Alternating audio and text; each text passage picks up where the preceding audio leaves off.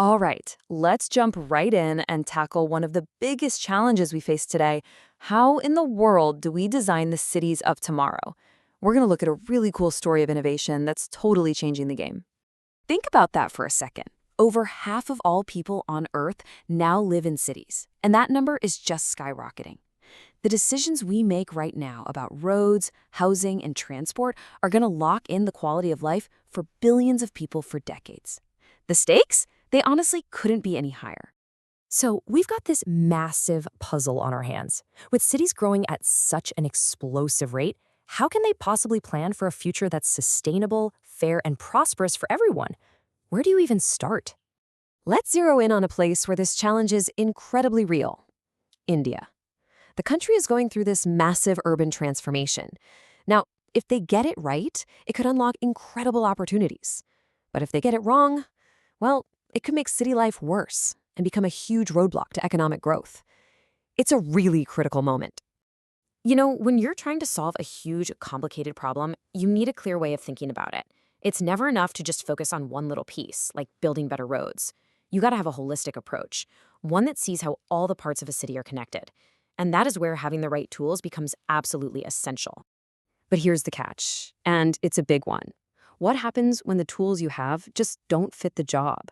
There's this huge disconnect between the really sophisticated planning tools that exist and the cities that, frankly, need them the most. In a lot of developed countries, planners use these incredibly complex computer models to test out different policies. You can almost think of them as a professional, super high-stakes version of SimCity, but for multi-million-dollar decisions. These models simulate how things like land use and transportation affect each other, helping planners see the future impact of, say, a new highway. And this is the real dilemma.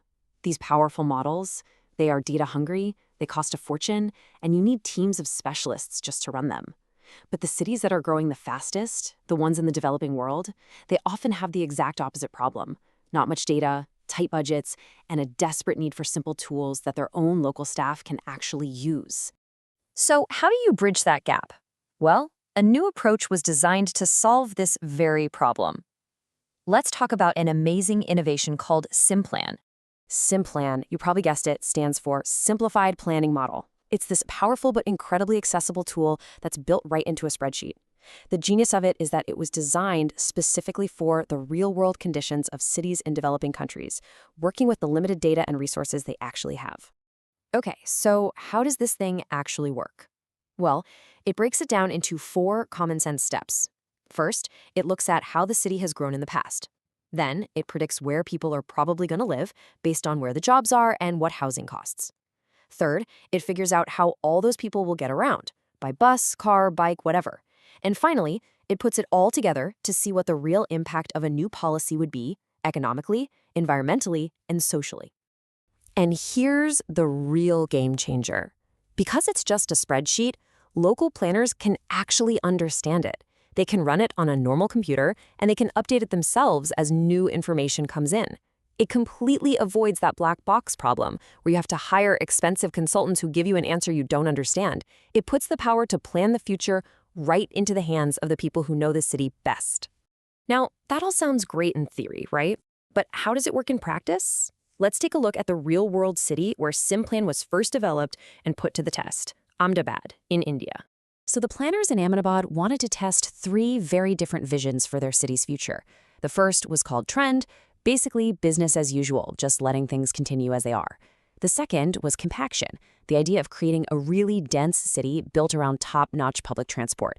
And the third was dispersal, a more spread-out city, banking on a massive investment in new roads.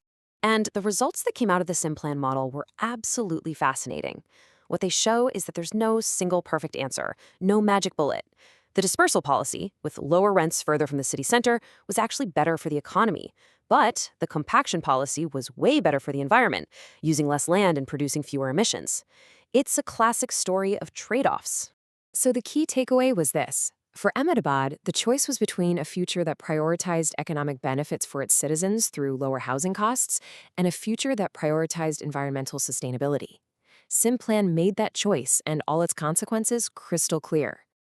Okay, so let's just zoom out for a second. What does this one case study really tell us about the much bigger picture of planning our city's futures? Well, the true power of a tool like SIMPLAN isn't just about spitting out an answer. It's about changing the entire conversation. It makes the whole process of deciding a city's future more objective, more based on evidence. It forces everyone to have a transparent discussion about what the real trade-offs are. And this quote it nails it. The goal isn't to build the most complicated model imaginable. The goal is to create tools that are simple enough to be understood, transparent enough to be trusted, and empowering enough to actually be used by the local planners on the ground. Because in the end, a tool like SIMPLAN doesn't make the hard decisions for us. It just makes the choices clearer. It lets us test drive different futures on a simple laptop. And that brings us to the final critical question that every single one of us has to face. What kind of future do we actually want to choose to build?